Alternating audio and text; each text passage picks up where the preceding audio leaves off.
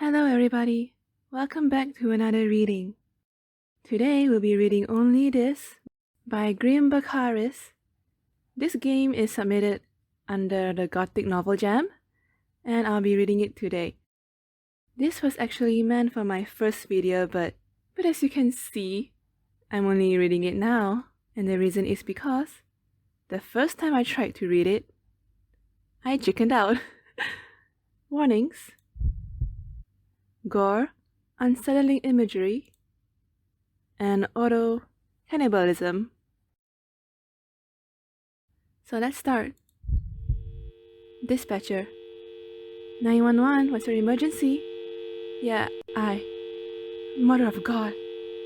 Ma'am? Hi, sorry. My house is on fire. I just got home. What is your address? It's 18 Belfry Road. Lane. Sorry. Alright. Help is on the way. Do not enter the building. Is there anyone inside? Everyone. Oh my god. There's a fire truck on the way right now. Can I get your name, ma'am? Yeah. It's...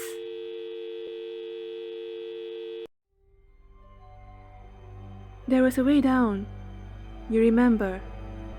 A makeshift parody of the sort of rope ladder that children might unfurl from a treehouse stronghold. Vines, veined with slippery moss, provided only the most rudimentary footholds. And you clutched the ridges of the wall with one hand, guided by distinct furrows in the rock as you descended blind. A sliver of daylight still hung overhead, a halo suspended above the fissure in the ground. It did not reach you as you climbed lower, but the climb was short, made to seem endless only by the grinding uncertainty of each step. The sole of your shoe came down once more, gingerly, on solid ground, and the other followed as you allowed yourself to drop, folding into a crouch with your back to the wall. Ridges of stone and vine pressed against your shoulder blades. A crawling sensation worked slowly up your spine. The grey daylight lingered, illuminating the edge from which you lowered yourself. It would not be too high to scale again when the time came to leave. And the sight of that edge, just out of reach, was more inviting than the darkness ahead. We moved in during early July. The town was tiny. 2 gas stations, a few stores, 1 hotel closed for renovations. Just closed as if no one was going to stay there anyway. The next city was an hour away, but the property was nothing to scoff at. A big yard, all the way around. A nice tree line in the back. It was a really nice house, colonial-like, with those porch columns on either side of the front door. Stately. Of course, the porch was rotting when we got there, but it wouldn't have been a big deal to pry up and replace a few boards, repaint some of the trim, fix a hanging gutter, pull some weeds. It was an old house, but not a dump, not a money pit. We didn't have the funds for that kind of thing. That is to say, we didn't have any. Anyway, old house, older than shit. Me and my sister and I, rather, she always corrects me on that one, bought the house. She just had her baby, and the father wasn't in the picture. He hadn't been for some time. But we had been best friends since we were little girls. So we'd been thinking about moving in together for a while. We had it all planned out. We found this old bastard of a house and thought, this'll do. It was cheap for the amount of space and land we were getting. We were going to have to stay for a while to build up our savings again. But we were hoping to end up relocating by the time the baby was ready for elementary school. 4 or 5 years. The house is shot. She's not even 1 yet. So, The house was built in the 18th centuries or something. That's what I meant when I say older than shit. The word the realtor used was rustic. But I think my turn of phrase is serviceable enough. It was in good enough shape for its age though. Either despite or because of the fact that nobody had been living in it for a while before we turned up. It had first been occupied in the 1880s and not often since. We thought it was poetic. We were moving in and almost 100 years after the original residence. The property's out by the town line, so it's not the most convenient. And the other houses in the area are all pretty spaced out. But it's not like it's in the middle of the woods. Edge of the woods, actually. About 50 feet out from our back door, the wood starts. Nice, dense tree line. We saw deer and squirrels all the time, until we didn't. The voices had come to you again as you walked, distant and yet unmistakable. Power and obscurity united in the dregs of long-dead speech. Never should I have swallowed that thing. Oh, God save us. Is this where it has gone? No animal cried out. No bird or cicada sang. No creature seemed to scamper through the canopy or along the ground. The woods were silent, but for your footsteps and harried woman's voice, distorted as if underwater or in a dream. You were alone together. You allowed them to lead you off the trail. You ventured forth and in time, let yourself be surrounded on all sides by cool damp rock. The earth beneath your feet hardened as you went. It became a carapace full of tiny ancient fissures, and you struggled with your footing as the cavern darkened. You focused on the beam of light before you, and the fraught discontent in your heart pushing you forward. It moved you until you felt, in the core of your body, that there was no going back until you had found the desolate end of the cave. And if there was no end? You had not thought of that. You did not know how far you would go into the darkness. A distant part of you hoped, with each step, that your light would scatter over a flat and impassable wall and permit you to turn back the way you had came. It did, but the chamber had not been empty. We didn't have any problems for a few weeks. We never finished unpacking. But the first thing we did was get my niece's things set up. The crib, the mobile, the works. Her room was next to my sister's, down the hall from me, but I could hear whenever my sister got up, or the baby started fussing. We thought she was just having a hard time adjusting. Moving is a big upheaval. But toward the end of the month, she started to writhe and squirm whenever one of us put her in the crib. Then, she started to scream the second we brought her in the room. My sister had always been a little nervous and more than a little protective, but having a baby magnified that. Not surprisingly, all of this disturbed her. She started getting herself worked up. What if there's mold? Or gas?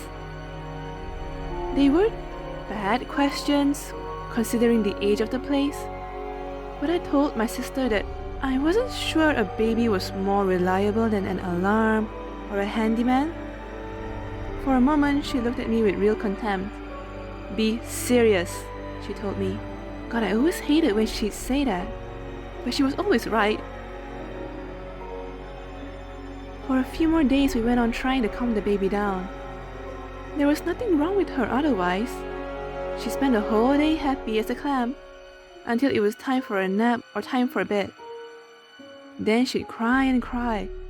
My sister was ready to book an appointment with a pediatrician if it went on for one more day, just to rule things out.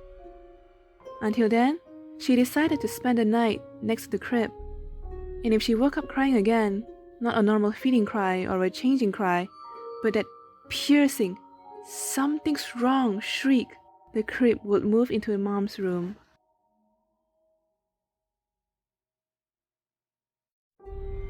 She'd slept in the baby room before already. There was nothing wrong then. She started to figure it might have been separation anxiety, and then she started to feel terrible, as if she'd been neglecting her child. I told her not to do that to herself. I said I'd help her move the crib in the morning. She gave me the baby monitor. Honey, what's wrong? Shh, shh, don't cry. Please. Mommy's here. What is that? Are you hearing this? Are you awake? Wake up! Wake up!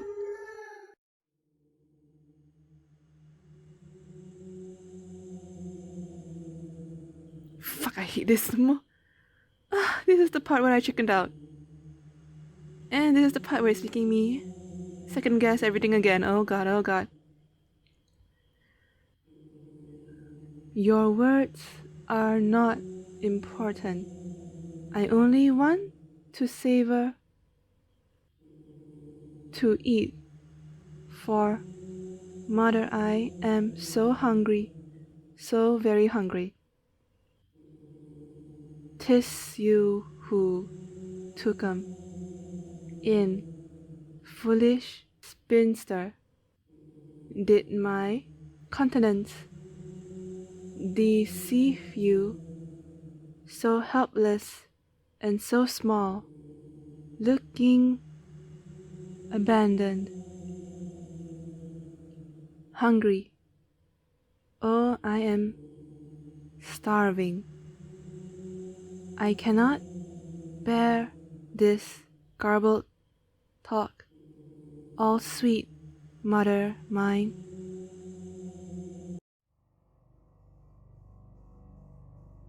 The baby was shrieking like I never heard before when I came in, and my sister was on the floor. She was clutching her head, pinching the bridge of her nose so hard that her hand shook, and in her other hand, she had wrung up the crib in a white-knuckled grip. Her lips were pulled back over her gums in this look of grimacing agony, teeth bared, and her breathing wasn't right. The baby went on screaming. I tried to get her out of the crib, but I froze.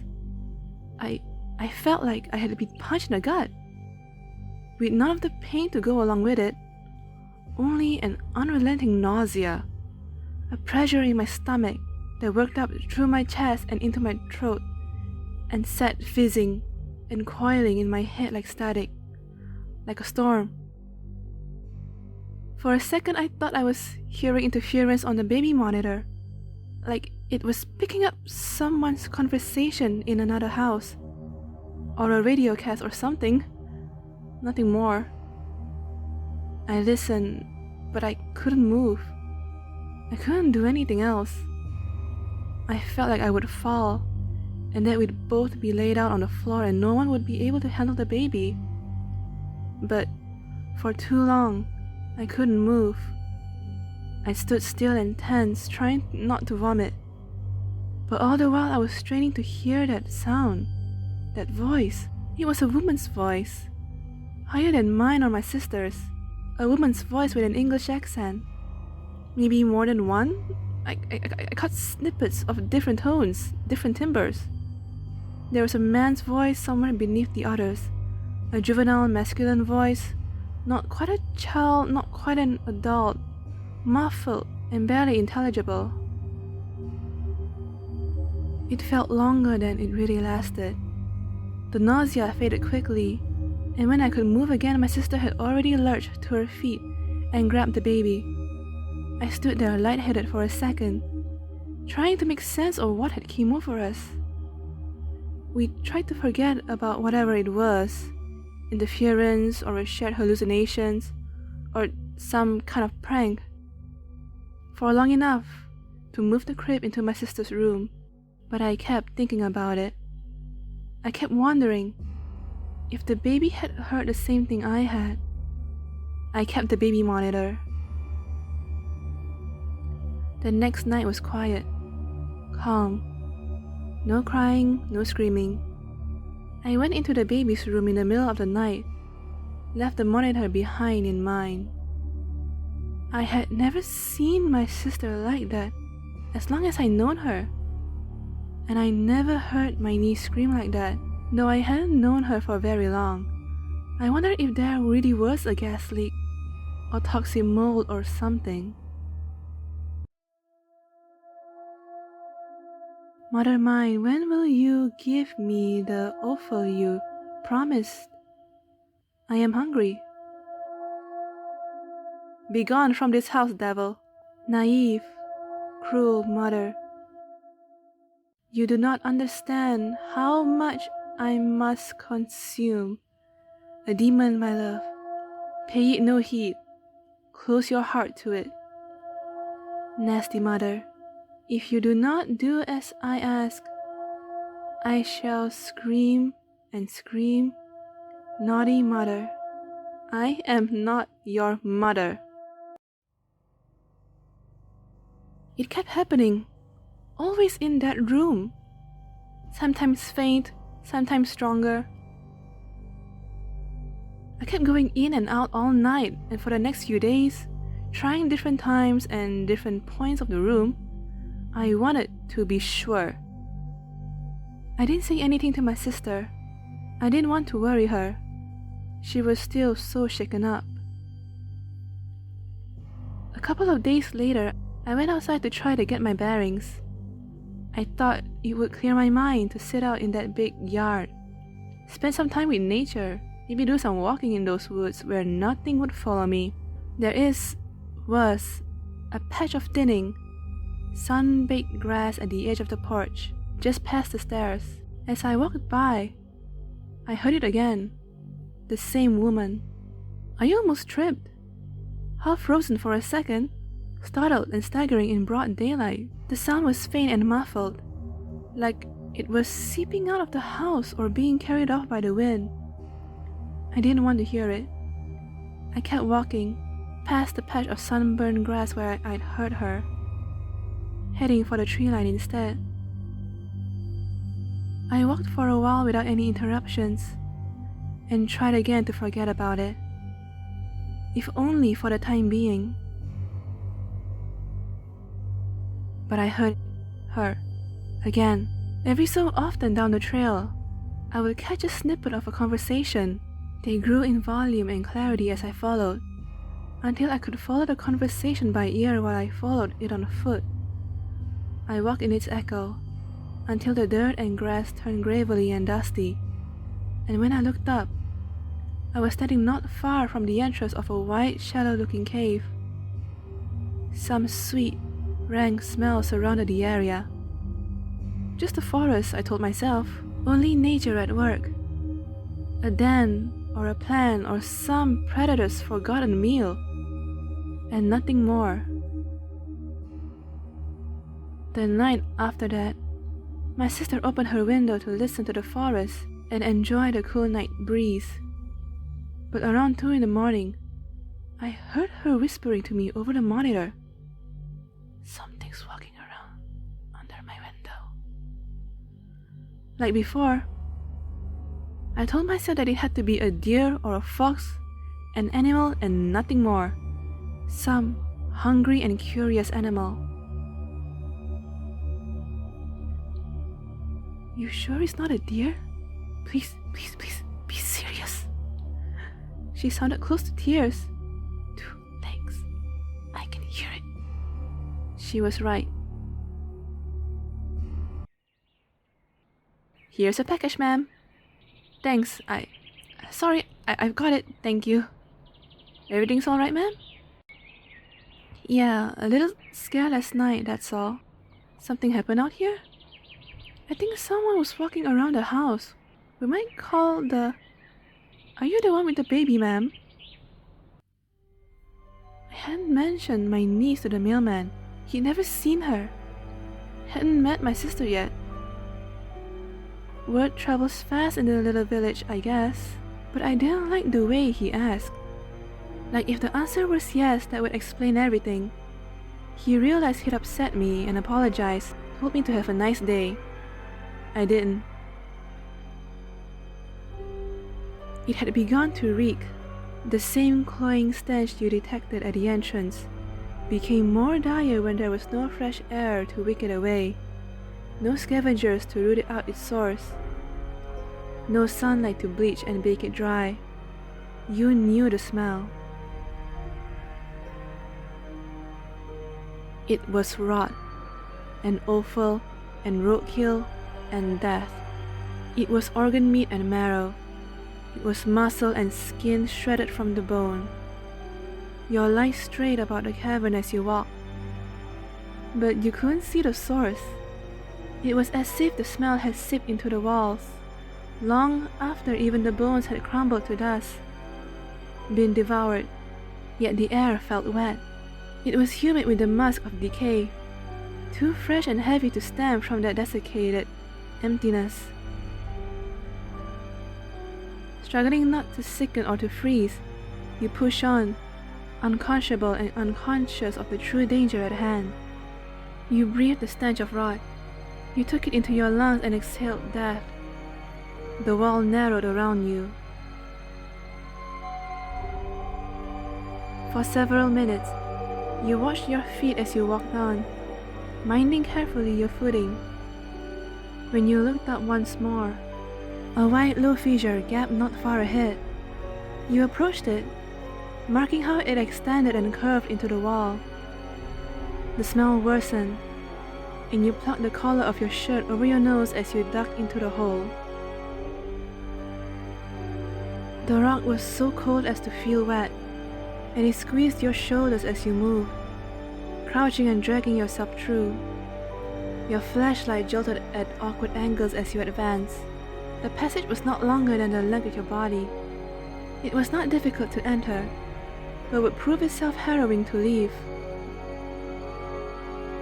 She wanted to call the cops when we found the footprints, ragged barefoot imprints of toes and heels, like misshapen punctuations in the dry dirt around the house, where flowers might have grown if we had the time to plant them.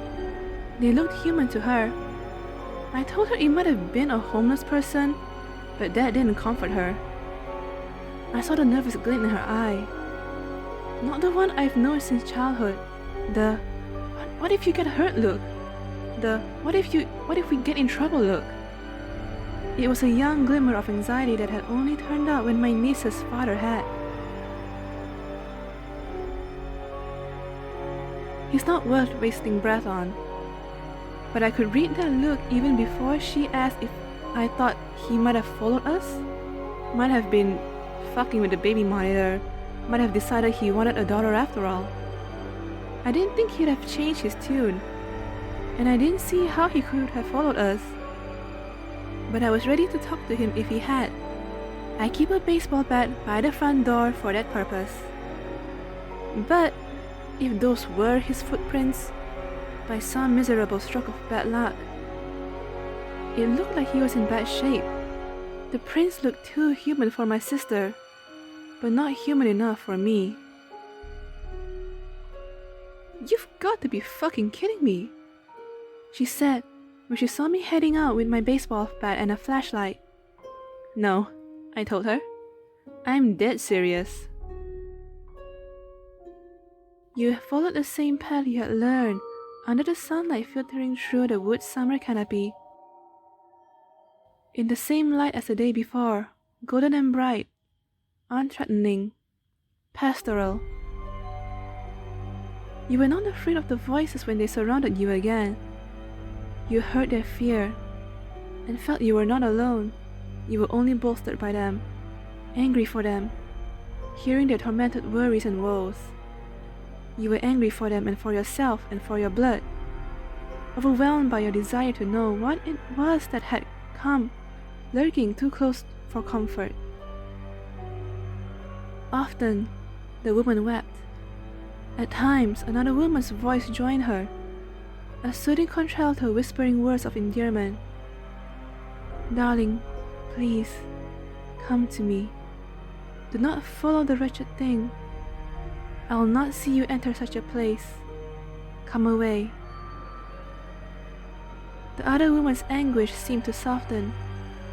"It doesn't want to be found," she whispered, "and I cannot bear to find it. I pray none shall ever find it again." "Let it go hungry," the contralto said darkly. They might have been lovers, you thought. After hearing them for some time, it conjured unbidden the memory of the woman you loved and left in Europe a year before. The lilt of her accent like a shadow of the contralto's. You had parted on good terms, but every parting is bitter. Yet you heard the same love in their voices, strong beneath their fear, a dire and assured thing. "We shall flee from here, where it cannot follow," the contralto said once. You heard her clearly. The two husbandless ladies had prayed for a child of their own. You had heard so many of their prayers, and when one had emerged in the forest, they called it a miracle. It was their blessing until it began to grow and to hunger. Your heart ached for them. Your sister fled from every space where the hints of their voice echoed, whispering and conspiring and adoring. But you saw them out. In a way you could scarcely explain, they fascinated you. Though the bird menacing tone that sometimes lurked beneath their voices, tormenting them, turned your stomach. You had listened to them for only a short time, but you had heard so much. They were close to you, and you to them. They were nearby when your sister withdrew into her room to cry with her baby. They were nearer than the police, than a hotel, than a solution. They spoke comforting words, if only to each other, but you let them wash over you all the same. You shamed yourself for it, but you recoiled from the thought of leaving them. It seemed cruel to leave what was left of their story unheard, and so you followed them instead. You hoped they had managed their escape, but felt a chill wondering what they had left behind.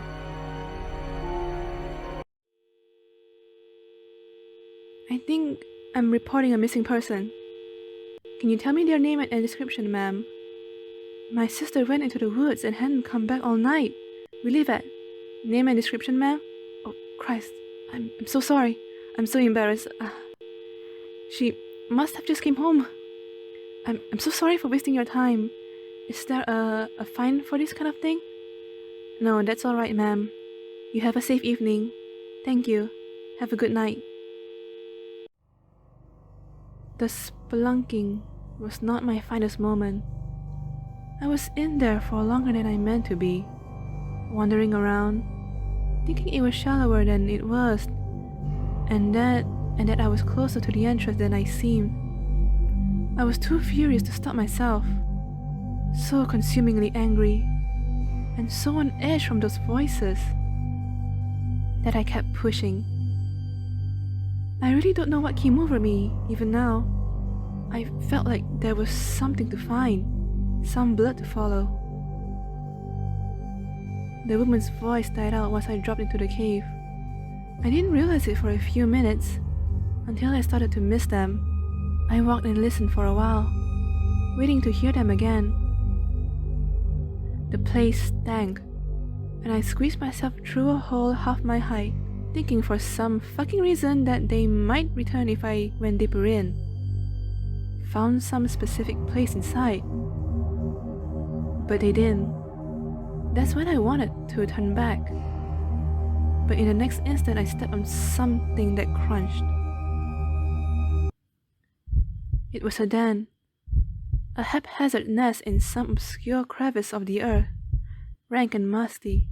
The odor of the place turned your stomach the way the voices first had, rooting you in place. The sole of your foot was unleveled.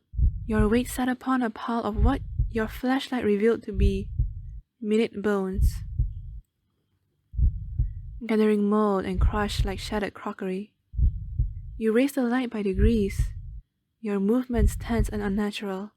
Half hesitant, yet overpowered by the simmering outrage that made you clench your impotent weapon in your other hand, until your joints creaked. A light's pale beam fell across something grey and lean. Under the light, a shadow became flesh, ragged and emaciated. You did not understand what you were seeing at first, could not make out the dried edges of wet slimy meat as something human in shape. The leathery skin was black as if it had been charred, but in places it peeled away to reveal the yellow curds of fat beneath. This was a creature, two-legged, bent double, hunched over the hoarded ancient remains of meals it had once savored and cherished.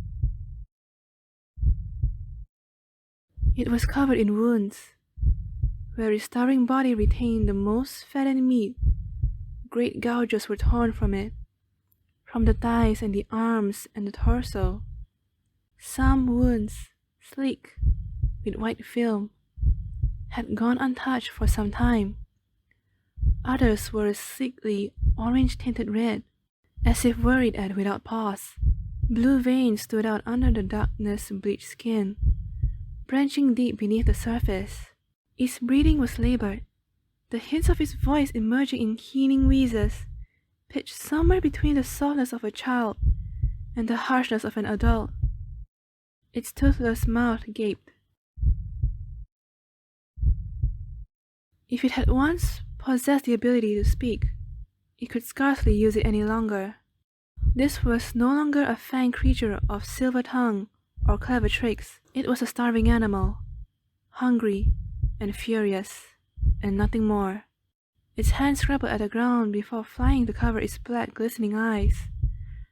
As it moved, it strewed small bones and clumps of rot across the cave floor.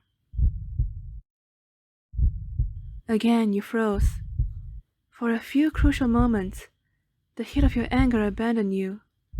You stood stunned as the creature pressed its sinewy forearm over its eye sockets and reached down, smoothing a palm over its thigh. Its hand passed over a wound, breaking the healing film and smearing a foul liquid over its skin. With a strangled noise that rang strangely like the self-loathing coo of an infant, it bent its fingers like blunt talons and dug into the wound. Your hands began to quiver, though your body remained marble still. The flashlight's beam jittered as the creature scraped clots of fattened flesh and blood from its thigh. Frantically, it brought its hand to its mouth. There came a wet, sucking noise as it rubbed its hand over its tongue and empty gums, devouring the tissue until thick rivulets of saliva ran down inside of its arm. Its tendons and bones stood out unnaturally, twitching and straining. It began to rock back and forth on its heels, salivating without restraint, and reached to scoop a morsel from itself again. You could take no more. You fled, scrambling through the cave, distantly thankful that it held no secret forks or damning drops. But your mind was consumed by the consumption you had witnessed, and the shame you could not bring yourself to raise a weapon.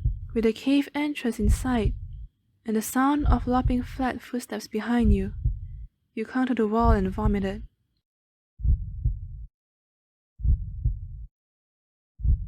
You remember the strain of heaving yourself back out of the cave, vines snapping your hands and nearly throwing you back to the bottom. You remember the burn of your lungs and your legs as you ran, snapping twigs beneath you, the flashlight's beam flaring wildly around you. You ran half-blind past the sights of the voices guiding you back, until they began to blur together in slurring panic. You remember falling to your knees, dropping your bat and flashlight, waylaid by a cramp in your ribs that stole your breath and left you gasping in the dark. You remember tree bark scraping your arm, a jagged stone under your knee. Your mind was too fraught, and your ears so full of that woman's voice and the sound of your own breathing. You did not remember something running past you. An accident. There was an accident while I was out of the house. Please try to remain calm. You need to leave the building. You said there's a truck on the way? Yes, it'll be there soon. Ma'am? It's getting bad. I can't stay on the line. You need to get out. Help is on the way. You need to leave the building, ma'am. I could hear my sister screaming. It was this horrible, raw shriek I had never heard her make before, but I was sure it was her. By the time the house was in sight, I could smell smoke, but I couldn't see it. I was covered in puke, and the pain in my ribs was so bad I couldn't run, could barely walk. But I saw the porch turn up, and the door smash open, and I dropped my flashlight and ran in with the bat. The air was thick. The scent of smoke was stronger inside. I screamed up to her. She told me not to come up, begged me, and the pain in my ribs had me clinging to the wall by the phone. The house was on fire. It was all I could do to call 911. She kept screaming. When I hung up, I called back up to her, and she told me she was coming. Don't worry, don't worry, don't worry. She came down the stairs in tears as I dropped the phone. I thought it was you, she sobbed, stammering, her breath coming out in horrible heaves. The baby wailed in her arms, clutching almost too tightly to her chest. She grabbed me by the hand so tightly I dropped the bat, and half dragged me outside. I heard the fire above us. I felt the heat. I'm so sorry, she kept saying at first, but then her voice went cold. I had to. We stood outside in the dark and watched the fire start to eat through the roof of the house. The shrieking I'd heard before, raw and horrible and unfamiliar, sounded again while she stood beside me. It had never been my sister screaming. Only this and nothing more. And that's the end of the story. I chickened out for my first video. I admit it was freaky, but it's nice. And that's it for my reading for today. Thank you for listening. See you next time.